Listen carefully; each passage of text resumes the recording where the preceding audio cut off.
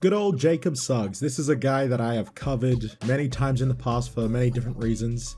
This is a guy who has had multiple abandoned YouTube channels, and myself and many others believe that his current channel, and his likely final channel, is one that he buys subs and engagement on. And if you want to see that engagement documented, you can check out the Star Triggered account on X if you really care to see that. Now, he has uploaded a reaction video to Mandalorian and Grogu, and reaction videos generally get a decent amount of views, especially for big channels like channels with 50k subs like Jacob's. Now, a lot of Disney shills do have decent sub counts, and a lot of them get a lot of views on their reactions. Jacob gets even less than the regular shill, gets even less than the regular reaction channel. He is obviously not a reaction channel, but like I said, reaction channels generally get a decent amount of views even for channels that don't usually do those kinds of videos. Jacob's reaction, uploaded a day ago, has 1.1k views. This is a channel with almost 55,000 subscribers, and this video only has 3 comments. And if you compare that to someone with a similar sub count, like Ku Klux Katan, in one day he got almost 10k views, and he has over 150 comments. So we're comparing 2 channels with similar sub counts, one with over 100 comments and one with only 3, and they uploaded those videos on the same day. Jacob has more subs than Kyle, but way less engagement. I think it's safe to say that Jacob didn't bot that video. The views and the comments and the likes, those are all genuine because they are so low. And then we got Louise Julie, who has 80k subs but hasn't uploaded in 4 months. She uploaded a reaction a day ago,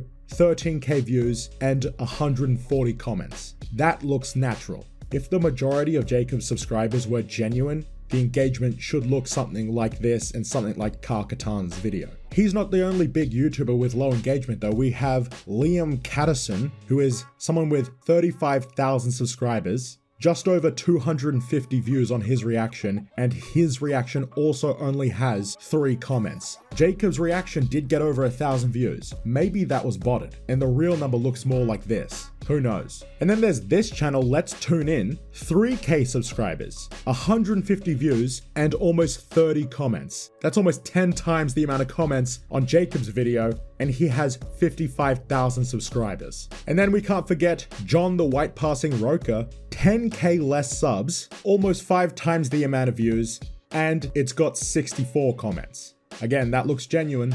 And I think it's important to highlight when these channels look like they have natural growth and natural engagement because they have similar sub counts to Jacob, who has far less engagement, to a suspicious degree.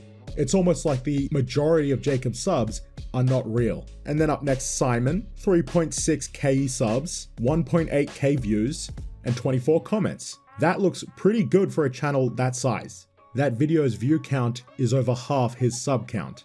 That's pretty good. I'm sure most of those are not actually subscribers, but it's still good engagement and looks natural. And let's just have a quick look at Jacob's video in the comments. Fire reaction, can't wait for the movie. Okay, I enjoyed the trailer, but I am definitely skeptical as to the film aspect of it. Still wondering if it was best to do this or just do season 4. Finally, Star Wars is coming back to the big screen. However, this feels like it will be season 4, but condensed into a movie. You can only cover so much of 8 episodes within a 2-hour movie, and I have a bad feeling about that. You know what? These might actually be real comments. The one with 6 likes that got hearted, that is actually a channel member who has the most hearted comments on Jacob's channel. So maybe that's his fake wife. Though he's not wearing his wedding ring in this video, so maybe trouble in paradise. At least he still has his dream girl, Hannah. And hey, maybe that's a good reason why his engagement is so low, because he doesn't have the funds to bot it, because he needs the money for a divorce lawyer. I will link below an old video I did. It's probably shit, so maybe don't watch it. But basically, I went through his old channels and compared the growth and engagement on those channels to his current one, and how those channels had natural growth and how it makes his current channel look completely fraudulent. As a guy who clearly wants to be a professional YouTuber and get special treatment from Disney, he doesn't seem to do a very good job of running his channel. And he's using his laptop, which is not a big deal. If you run a YouTube channel on a laptop, fair play, but why is he just holding it like that? It's just an awful setup, awful reaction video. This guy doesn't know what he's doing.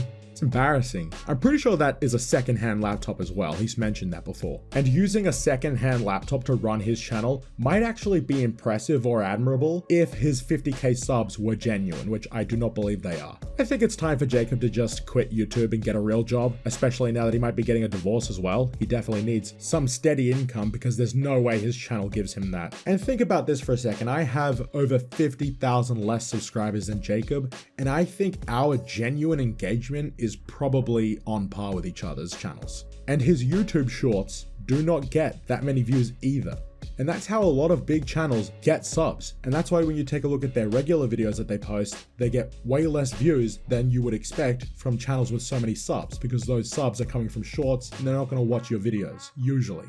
But again, Jacob's shorts don't get that many views, so I would not attribute that 50k sub count to those shorts. It's just botted.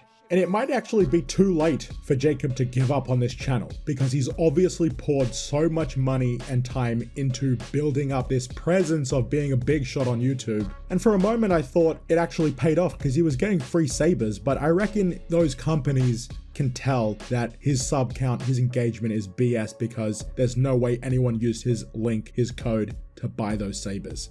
There is absolutely no way the few people who actually watch his videos bought anything through that promo. And maybe he started that podcast in hopes that it would blow up and actually get some good growth and real fans, so he could abandon his YouTube channel and just focus on that, because it was on his channel, but then he moved it to a separate one for reasons unknown.